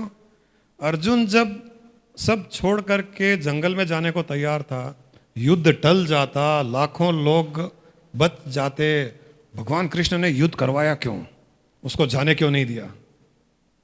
अब इनकी बुद्धि में वो चीज़ समझ में नहीं आती है कि क्यों जाने नहीं दिया, उसके पीछे बहुत बड़ा कारण है। तो आप में से भी कोई जाना चाहेगा तो मुझे रोकना पड़ेगा भगवान कृष्ण बन करके कोई कोशिश मत कीजिएगा अभी। हाँ, जब अपने आप अंदर से कुछ उत्पन्न होगा, भावना उत्पन्न होगी, आध्यात्मिक का जुनून चढ़ेगा और कुछ नहीं दिखेगा, और लाइफ को बैलेंस करते हुए आप करना चाहोगे, तब सपोर्ट मिलेगा आपको, और उस टाइम में उसका फल भी मिलेगा। प्री मैच्योर्डली कुछ करना चाहोगे, बिना पके हुए फल को तोड़ करके पकाने की कोशिश करोगे, तो उसका स्वाद नहीं आएगा, वो पूरी तरह से पकेगा भी नहीं। इसलिए उसको अपने अंदर से पकने देना है, और वो सब छोड़ छाड़ने के लिए पहले अंदर इतना स्ट्रांग हो जाइए कि पता भी नहीं चले कि कब वो आम का फल पक करके पेड़ से अपने आप नीचे गिर गया, पता भी नहीं चले, ऐसा हो। हाँ सर।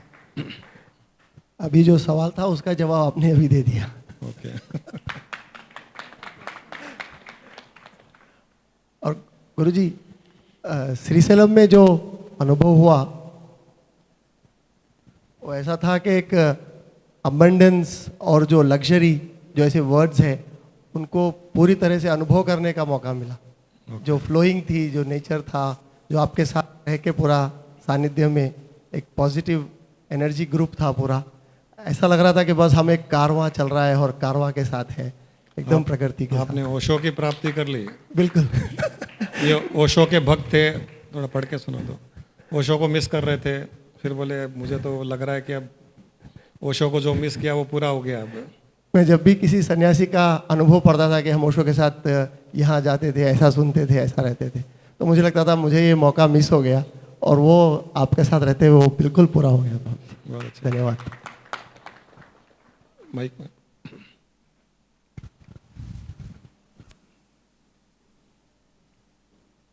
किसी का प्रश्न है?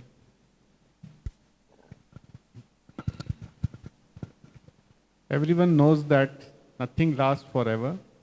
Power, prestige, social status, wealth, health, and relationships all are severed abruptly. Once we leave this world, then what is that which remains eternal, immutable? The sun, the moon, the stars, and the oceans. Are they also mutable or immutable? Are they eternal, or time consists even them one day? Everything in this creation is mortal, मतलब नष्ट होने वाली चीज है वो सन हो, moon हो, धरती हो, सारे की सारी चीजें मॉर्टल ही है, इमॉर्टल नहीं है। इसीलिए सृष्टि को असत्य कहा गया है। सब चीज असत्य है, सत्य केवल एक ही है, वो है आत्मा, चेतना, कॉन्शियसनेस, परमात्मा, ब्रह्म। वो एटर्नल है, वो इमॉर्टल है। इसीलिए स्पिरिचुअलिटी में हम लोग उसको प्राप्त करने की कोशिश कर रहे हैं जो इमॉर्टल है। मॉर्टल से हट करके, मॉर्टल से ऊपर उठ करके इमॉर्टल की ओर जाने की बात कर रहे हैं। God can neither be proved nor disproved. It is not an argument. God is not an hypothesis. It is not a theory. It is an experience. Guruji, please comment on this. Very right. You have to experience that God, that Atma, that Paramatma, that consciousness. उसको experience करना पड़ता है, वो अनुभव की चीज़ ही है।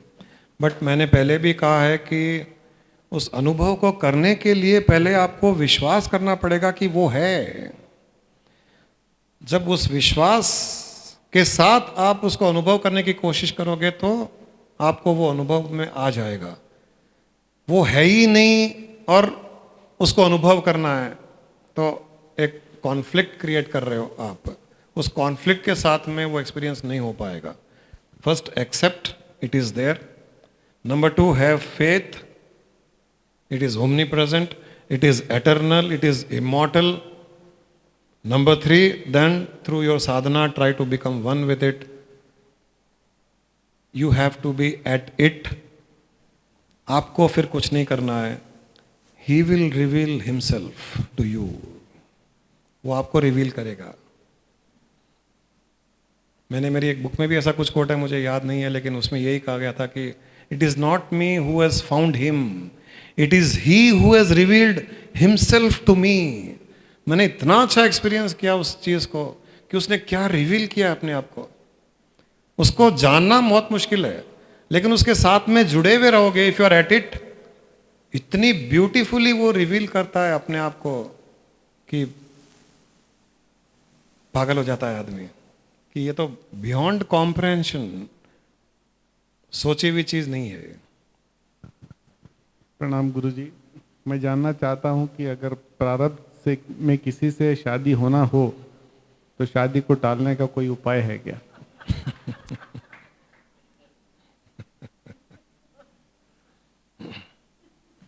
पहली बात तो आपको क्या पता कि प्रारब्ध से वो शादी है या प्रारब्ध से नहीं है, या आपकी इच्छा से है या उसकी इच्छा से है, आपको कैसे पता? तो अगर शादी हो गई तो समझ लो प्रारब्ध से शादी हुई।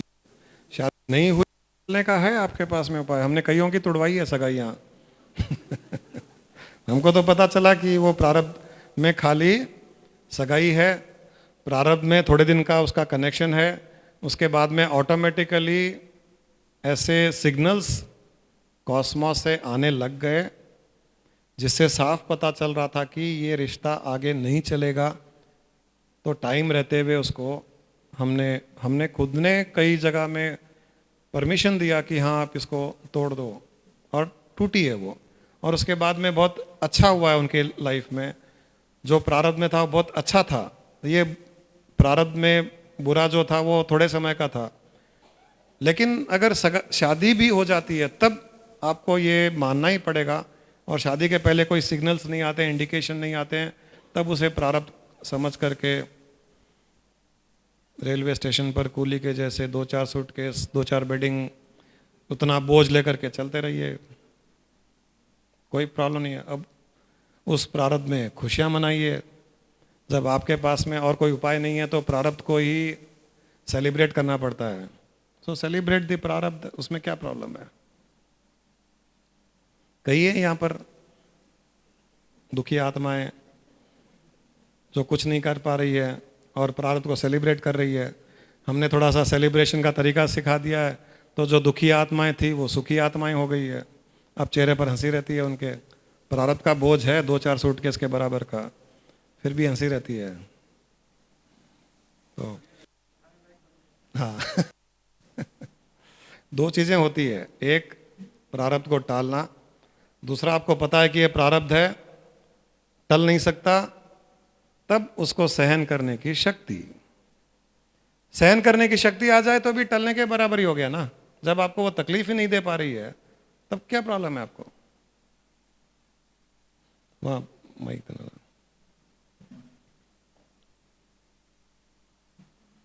हाँ लास्ट क्वेश्चन। मैं ये पूछना चाह रहा था कि how do we know that we have reached there, वो मतलब वहाँ तक पहुँच चुके हैं, जैसा कैसे आइडिया लगे? पता चल जाएगा। इन्होंने कहा ना आज मैं एनलाइटन हो गया। मैंने थोड़ी कहा इनको एनलाइटन हो गया। तो आप भी कहोगे एक दिन। लेकिन वो चीज़ कंटिन्यू होनी चाहिए ना लाइफ लॉन्ग आगे तक। आप कोई कंडीशन कुछ मत लगाइए। 1 मिनट के लिए भी अगर आपको एनलाइटनमेंट का अनुभव हुआ तो आप कहिए मैं एनलाइटेंड हो गया। 2 मिनट के बाद में एनलाइटनमेंट कम हो गया तो आप कहिए अब डी एनलाइटनमेंट हो गया मैं। फिर 2 दिन के बाद में एनलाइटनमेंट होगा तो फिर कहिए फिर एनलाइटनमेंट हो गया। क्या प्रॉब्लम है उसमें? कंटिन्यू हो जाएगा, वो कंटिन्यू हो जाएगा। संभव कि जो है वो कंटिन्यूएशन में रहे तो माने कि भाई ये वहाँ पहुँच चुके हैं।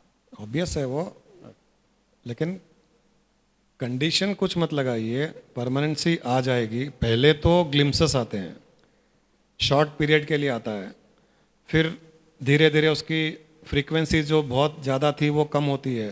पहले महीने में 1 बार ग्लिम्सेस होते थे, अब 15 दिन में होने लग जाएंगे, 10 दिन में होंगे, फिर दिन में 2-4 बार ग्लिम्सेस होंगे। तो ऐसे कर करके धीरे धीरे धीरे वो परमानेंसी भी उसमें आ जाएगी।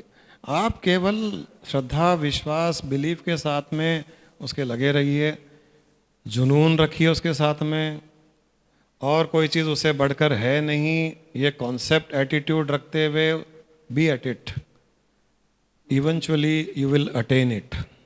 B at it is meditation में basically। खाली मेडिटेशन से कुछ नहीं होगा। मेडिटेशन, निधि ध्यासन, व्यवहार, लाइफ बैलेंस करते हुए, खुश रहते हुए, सबको खुशियां देते हुए। कई लोग ऐसे हैं जो मेडिटेशन कर रहे हैं लेकिन व्यवहार में निपुण नहीं है, खुश रह नहीं पाते, दूसरों को खुशी नहीं दे पाते हैं। वो कहाँ से एनलाइटनमेंट प्राप्त करेगा? ये तो प्री रिक्विजिट्स हैं इसके। हर पल, मैं आपको अगली बार वो एक कहानी सुनाऊंगा जो मैंने पहले सुनाई थी एक बार, कि वो आपके पीछे दौड़ा दौड़ा आना चाहिए आपको एनलाइटनमेंट देने के लिए कि you are the right candidate. और राइट कैंडिडेट कौन होगा? जो करोड़ों की भीड़ में एक अलग दिखेगा, नजर उसी पर जाएगी ना किसी की भी। किसी को भी कुछ देना हो, कोई बड़ा आदमी देना चाहता है और उसके सामने 100 करोड़ लोग खड़े हैं और उसको बोला जाए कि आपको एक को देना है, वो नजर घुमाएगा तो किसको देखा? उस 100 करोड़ में एक जो दिखेगा, जो उसका अटेंशन ग्रैब करेगा, उसी को देगा ना, लल्लू पंजो को तो नहीं देगा। और उस 100 करोड़ में अटेंशन ग्रैब करने वाला मतलब जो खुश दिख रहा है, जिसका और अच्छा है, जो झूम रहा है, मिले या नहीं मिले उसकी परवाह नहीं है उसे। ऐसा जब एटीट्यूड हो जाता है, एनलाइटनमेंट प्राप्त करने की आपको जरूरत नहीं पड़ेगी, आपको प्राप्त करके वो अपने आप को समझेगा।